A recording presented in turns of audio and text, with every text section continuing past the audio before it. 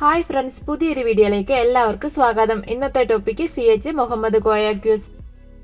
യുനെസ്കോയുടെ സംഗീത നഗര പദവി ലഭിച്ചത് ഏത് നഗരത്തിനാണ്? ഉത്തരം മധ്യപ്രദേശിലെ ഗ്വാളിയാർ. ബോട്ട് അപകടത്തിൽ മരിച്ച മലയാള കവി ആരാണ്? ഉത്തരം കുമാരനാശാനാണ് ബോട്ട് അപകടത്തിൽ മരിച്ച മലയാള കവി. ഉറൂബ് എന്നറിയപ്പെടുന്ന എഴുത്തുകാരൻ ആരാണ്? ഉത്തരം PC കുട്ടിക്കൃഷ്ണനാണ് ഉറൂബ് എന്ന പേരിൽ അറിയപ്പെടുന്ന എഴുത്തുകാരൻ. 2023 മലയാറ്റൂർ പുരസ്കാര ജേതാവ് ആരാണ്? ഉത്തരം ബെന്യാമിൻ.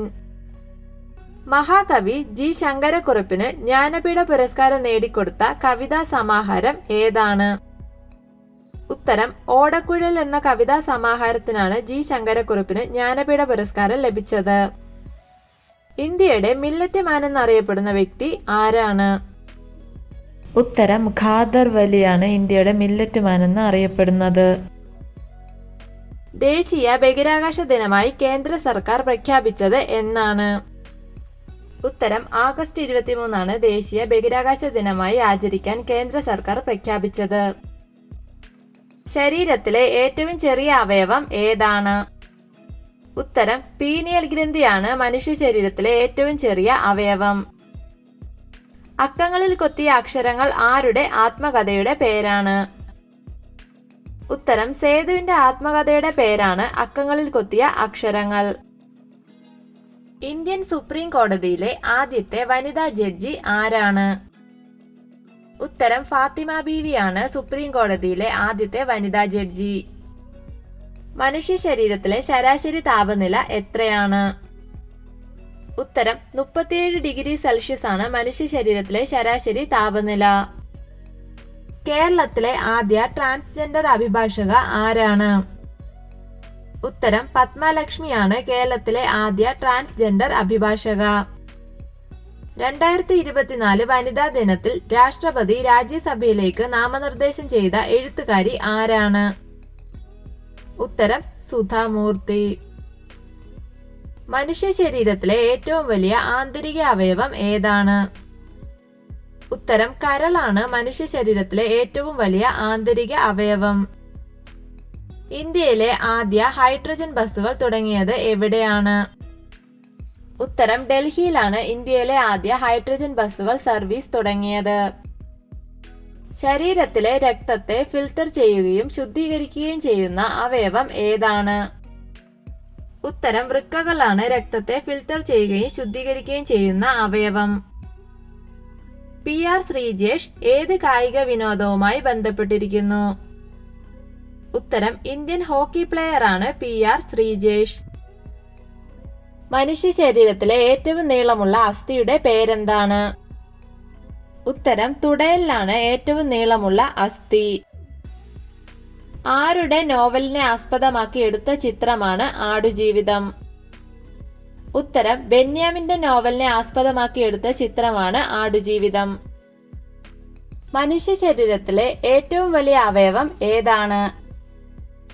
ഉത്തരം ത്വക്ക് അഥവാ തൊലിയാണ് മനുഷ്യ ശരീരത്തിലെ ഏറ്റവും വലിയ അവയവം. ഇന്ത്യയുടെ പടിഞ്ഞാറേ അറ്റത്തുള്ള സംസ്ഥാനം ഏതാണ്? ഉത്തരം ഗുജറാത്ത് ആണ് ഇന്ത്യയുടെ പടിഞ്ഞാറേ അറ്റത്തുള്ള സംസ്ഥാനം. രക്തത്തിലെ ഹീമോഗ്ലോബിനിൽ അടങ്ങിയിട്ടുള്ള ലോഹം ഏതാണ്? ഉത്തരം ഇരുമ്പാണ് രക്തത്തിലെ ഹീമോഗ്ലോബിനിൽ അടങ്ങിയിട്ടുള്ള ലോഹം. ഇന്ത്യയുടെ അതേ സ്റ്റാൻഡേർഡ് സമയമുള്ളത് ഏത് രാജ്യത്തിനാണ്? ഉത്തരം ശ്രീലങ്കയ്ക്കാണ് ഇന്ത്യയുടെ അതേ സ്റ്റാൻഡേർഡ് സമയമുള്ളത്. കേരളത്തിലെ ഏറ്റവും വലിയ കൊടുമുടി ഏതാണ്? ഉത്തരം ആനമുടിയാണ് കേരളത്തിലെ ഏറ്റവും വലിയ കൊടുമുടി.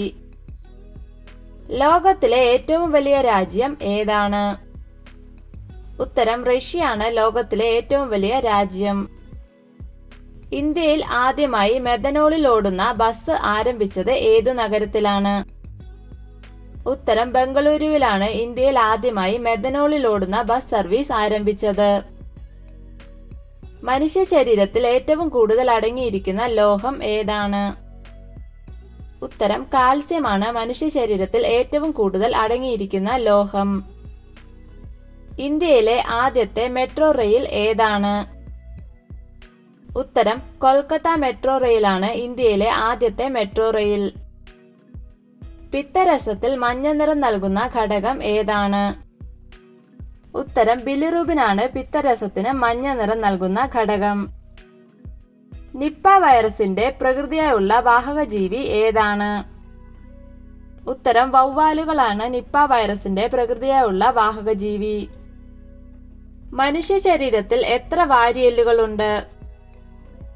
ഉത്തരം 12 ജോഡി അഥവാ 24 എണ്ണം വാരിയെല്ലുകളാണ് മനുഷ്യ ശരീരത്തിൽ ഉള്ളത്.